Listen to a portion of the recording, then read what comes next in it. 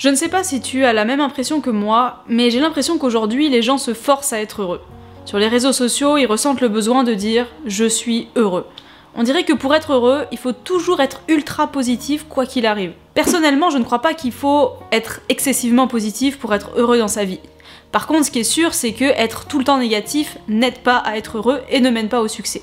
Pourquoi? Parce que si tu pars toujours du principe que tu ne vas pas y arriver, eh bien forcément tu n'y arriveras jamais, c'est logique. Il est clairement plus avantageux de voir le verre à moitié plein plutôt que le verre à moitié vide. On connaît tous ces personnes qui râlent tout le temps, qui sont jamais satisfaites de ce qu'elles ont, même quand elles ont tout, il leur manque toujours quelque chose et elles ont toujours une raison de se plaindre. Alors là, évidemment, c'est un niveau élevé, mais au fond, on a tous des comportements un peu similaires. On est des êtres humains, c'est normal. Et on le fait soit parce qu'on a envie qu'on nous plaigne, soit parce qu'on croit pas en nous-mêmes, soit parce qu'on part tout de suite du principe que forcément ça va mal se passer, bref, il y a plein de raisons qui font que. Tout ça, ce sont des pensées. Et en soi, une pensée peut paraître complètement inoffensive, après tout ce n'est qu'une pensée.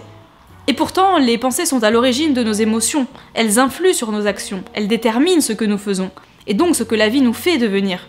Alors prends l'habitude de te demander régulièrement, est-ce que cette pensée-là, que je suis en train de ressentir, que je suis en train de penser, me sert ou me dessert? Si elle te dessert, ça veut dire qu'elle te prive de quelque chose. Et si cette pensée te nuit ou te dessert, ça veut dire qu'il va falloir adopter un nouveau mode de pensée, il va falloir adopter de nouvelles habitudes pour penser autrement. Il faut que tu transformes tes pensées négatives en pensées positives, sans bien sûr entrer dans le déni de réalité. Je m'explique. Essaye de réfléchir et de penser un peu plus aux pensées qui te traversent l'esprit durant la journée. Surtout ces pensées qui te traversent l'esprit quand tu es triste, quand tu es angoissé, quand tu es stressé, quand tu es découragé. Bref, toutes les pensées qui te traversent l'esprit quand tu te sens mal. Et tu te rendras compte que la plupart des pensées sont issues de tes propres jugements, de tes propres projections. Mais elles ne reflètent pas forcément la réalité, la vérité. Par exemple, quand tu râles parce que tu es coincé dans les bouchons, tu es négatif. Mais est-ce que tu te sens mieux en râlant ? Toi, tu te plains alors que peut-être que dans la voiture d'à côté de toi, la personne, elle préfère profiter des bouchons pour écouter un podcast ou une chanson qu'elle aime. Par exemple, si tu es en train d'apprendre l'espagnol et que tu commences à te décourager en te disant de toute façon, moi je suis nul en espagnol, ça sert à rien, est-ce que ça t'aide à avancer? Non. Donc au lieu de te dire je suis nul en espagnol, dis-toi, j'ai fait déjà des progrès jusqu'à maintenant, je n'avance pas peut-être comme je le voudrais, mais j'ai quand même fait des progrès et j'ai encore une marge de progression, et j'ai encore la possibilité d'avancer et de m'améliorer. Et là, en pensant ça, ça change complètement la donne, parce que tu vas être beaucoup plus motivé à avancer, tu vas trouver des raisons d'avancer. Par contre, quand je dis qu'il ne faut pas tomber dans le déni de réalité, c'est-à-dire que tu vas pas te dire ok, dans 1 mois, je passe le niveau C1 en espagnol, alors que t'as commencé à l'apprendre il y a 2 semaines.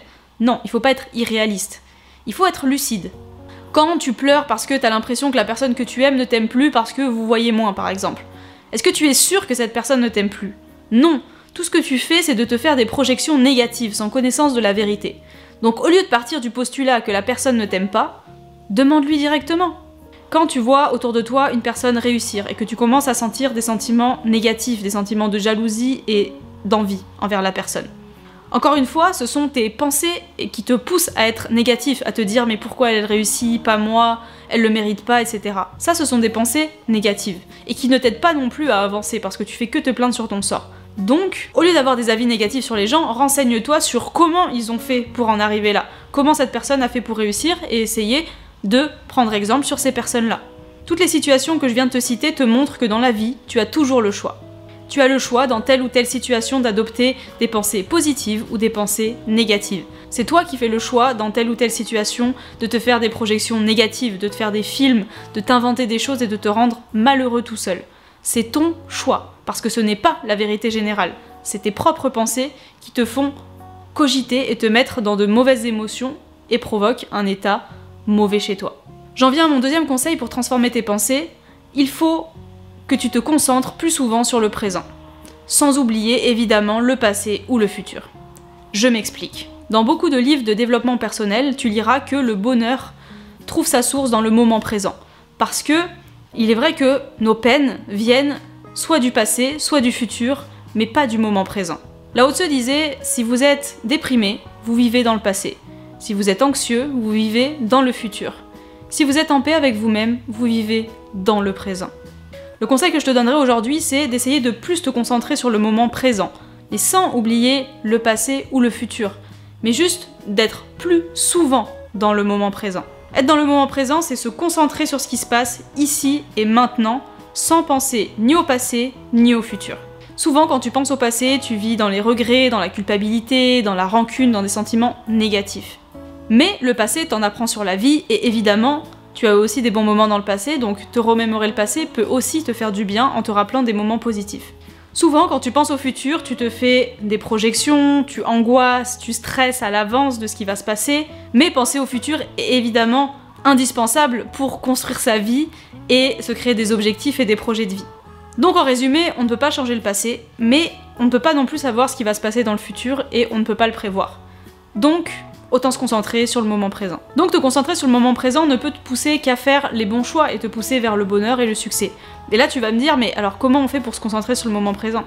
Déjà, observer plus souvent tes pensées. Durant la journée, quand tu te mets à penser des choses, qu'elles soient positives ou négatives, te concentrer plus souvent dessus, pour te rendre compte que de ce que tu penses et identifier tes pensées négatives et positives.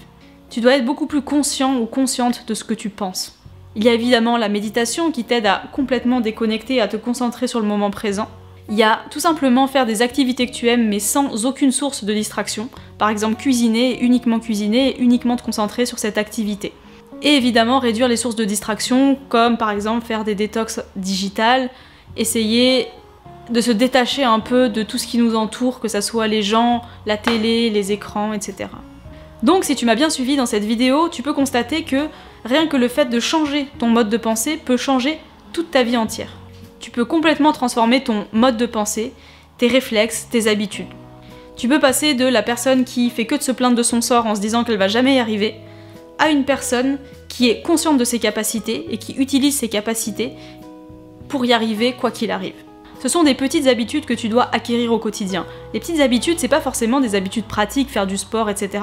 Pour moi, ça passe aussi par le mode de pensée. Ce sont aussi des habitudes à prendre. Alors qu'on soit clair, personne n'est parfait. Évidemment qu'on a le droit de se plaindre, parfois ça fait du bien. On a le droit d'être négatif, encore une fois. Il faut aussi penser au passé et au futur. Je pense que tout ça, tu l'as compris. Mais par contre, ce que je veux te faire comprendre, c'est que rien qu'en modifiant ton mode de pensée, ça peut changer toute ta vie entière en fait, parce que ça change toute ta manière de voir la vie, toute ta manière d'agir. Et évidemment, ça influence tes choix, ta motivation, et donc ça te mène vers la réussite et le succès. J'espère que cette vidéo t'aura aidé, en tout cas si tu as aimé, je t'invite à mettre j'aime sur la vidéo, et surtout à t'abonner pour me soutenir et soutenir mon travail. Et n'oublie pas, si tu veux changer, ne le fais pas demain, fais-le ici et fais-le maintenant.